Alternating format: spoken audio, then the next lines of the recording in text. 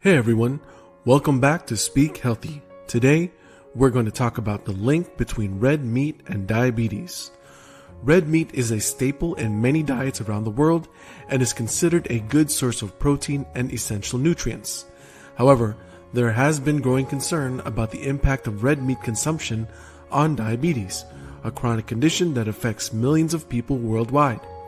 Several studies have suggested a link between red meat consumption and the development or worsening of diabetes, leading to a debate about whether this popular food item is harmful to our health. In this video, we will delve into the evidence behind the association between red meat and diabetes and explore what it means for our diets and overall health. Number 1. The link between red meat consumption and diabetes. The link between red meat consumption and diabetes has been a topic of interest for researchers and health professionals for many years. Several studies have suggested that people who consume high amounts of red meat may be at increased risk of developing type 2 diabetes.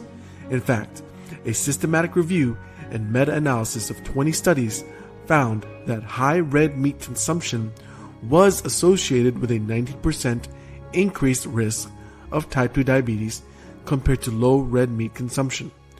One reason for this link could be the high levels of saturated fat found in red meat. Saturated fat is known to contribute to insulin resistance, a key factor in the development of type 2 diabetes. In addition, red meat is also a source of heme iron, which may also play a role in diabetes risk. High levels of heme iron have been linked to an increased risk of insulin resistance and type 2 diabetes. It's important to note, however, that not all types of red meat may have the same impact on diabetes risk. For example, some studies have suggested that processed red meat like bacon and sausages may be particularly harmful, while unprocessed leaner cuts of meat like chicken or fish may have a lower impact on diabetes risk. Additionally, factors like the cooking method and overall dietary pattern may also affect the link between red meat and diabetes risk. Number 2. The role of processed meat. Processed meat like sausages, hot dogs, and bacon have been linked to an increased risk of diabetes compared to unprocessed red meat.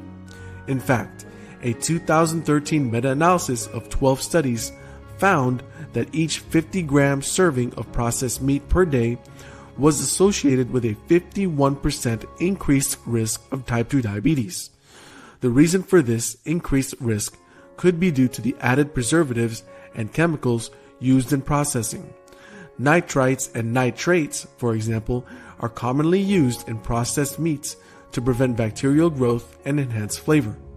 However, these compounds have been linked to an increased risk of insulin resistance and type 2 diabetes. In addition, the high levels of sodium and unhealthy fats found in processed meats may also contribute to diabetes risk. It's also worth noting that processed meats are often consumed in combination with other unhealthy foods such as white bread and sugary drinks, which can further increase diabetes risk. Studies have found that people who consume high amounts of processed meats often have unhealthy dietary patterns overall, which may contribute to the observed link with diabetes risk. Given these findings, reducing or eliminating processed meat consumption may be an important strategy for diabetes prevention and management.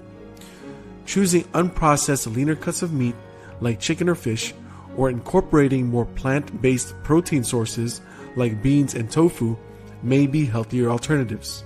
Additionally, focusing on a diet rich in whole, unprocessed foods like fruits, vegetables, and whole grains may be beneficial for overall health and diabetes prevention. Number 3. The impact of cooking methods. The way red meat is cooked can have a significant impact on diabetes risk. Research has shown that cooking red meat at high temperatures, such as grilling, broiling, or barbecuing, can produce harmful compounds called heterocyclic amines and polycyclic aromatic hydrocarbons. These compounds have been linked to an increased risk of several types of cancer, as well as type 2 diabetes.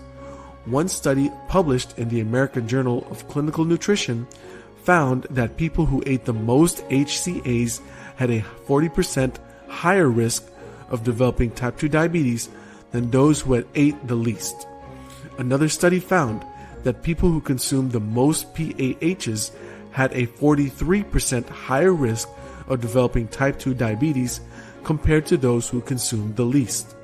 The reason for this increased risk could be due to the fact that HCAs and PAHs can cause inflammation and oxidative stress in the body, which are both thought to contribute to insulin resistance and the development of type 2 diabetes. To reduce the impact of cooking methods on diabetes risk, it may be helpful to choose cooking methods that produce fewer HCAs and PAHs, such as baking, roasting, or stewing. Another strategy is to marinate red meat before cooking, which has been shown to reduce HCA formation. Additionally, it may be helpful to avoid charring or burning meat when cooking, as this can produce higher levels of harmful compounds. Number 4. Other factors to consider.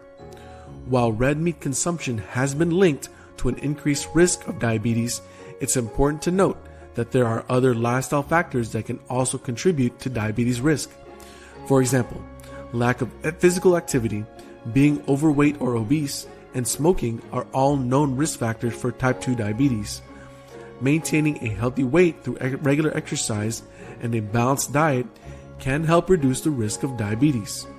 Eating a diet rich in whole unprocessed foods like fruits, vegetables, whole grains, and lean protein sources like chicken, fish, and legumes can help support overall health and reduce the risk of diabetes. When it comes to red meat consumption, not all types of meat are created equal. Choosing leaner cuts of meat, like sirloin or tenderloin, may be healthier options than fattier cuts like ribeye or T-bone steak. Additionally, opting for grass-fed or organic meat may be beneficial, as these meats tend to have lower levels of saturated fat and higher levels of beneficial nutrients like omega-3 fatty acids. It's also important to consider the portion size of red meat. Eating large portions of meat can contribute to a high intake of saturated fat and calories, which may increase the risk of diabetes and other health problems. The American Diabetes Association recommends limiting red meat consumption to no more than 18 ounces per week and choosing leaner cuts of meat whenever possible. Number 5. Alternatives to red meat. For individuals concerned about the impact of red meat on diabetes, there are many alternative protein sources available that can provide important nutrients while reducing the risk of health problems. Poultry, such as chicken and turkey, is a lean protein source that can be a healthy alternative to red meat. Fish, especially fatty fish like salmon and tuna, is another excellent source of protein that is also rich in heart-healthy omega-3 fatty acids.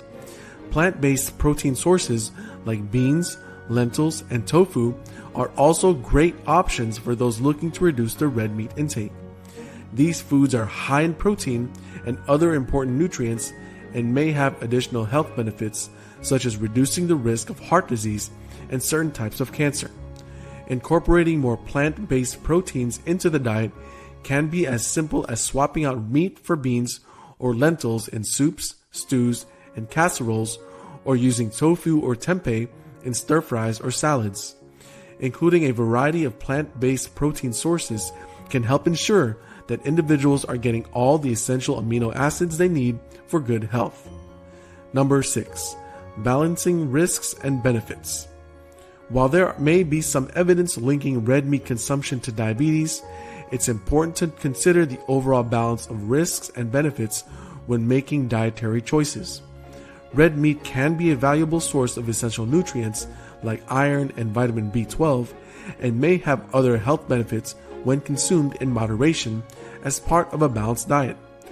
Iron is an essential nutrient that plays a critical role in the body's oxygen transport system, while vitamin B12 is important for nerve function and the production of red blood cells.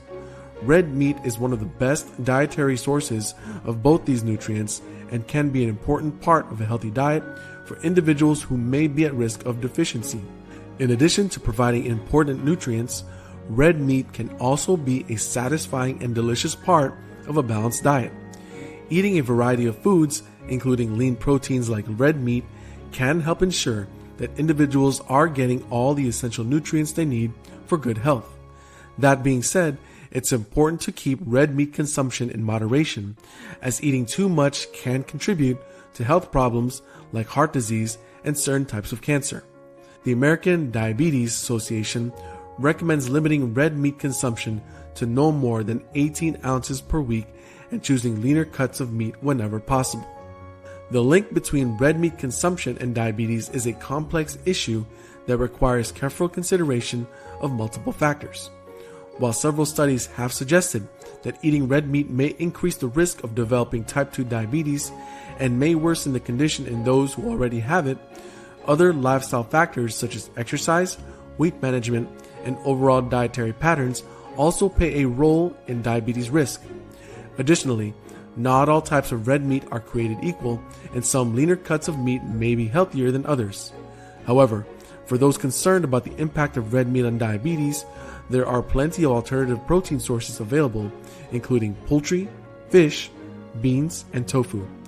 Incorporating more plant-based proteins into the diet may also have additional health benefits, such as reducing the risk of heart disease and certain cancers. It's important to remember that red meat can be a valuable source of essential nutrients like iron and vitamin B12, and may have other health benefits when consumed in moderation as part of a balanced diet. By considering the overall balance of risks and benefits, individuals can make informed dietary choices that support their health and well-being.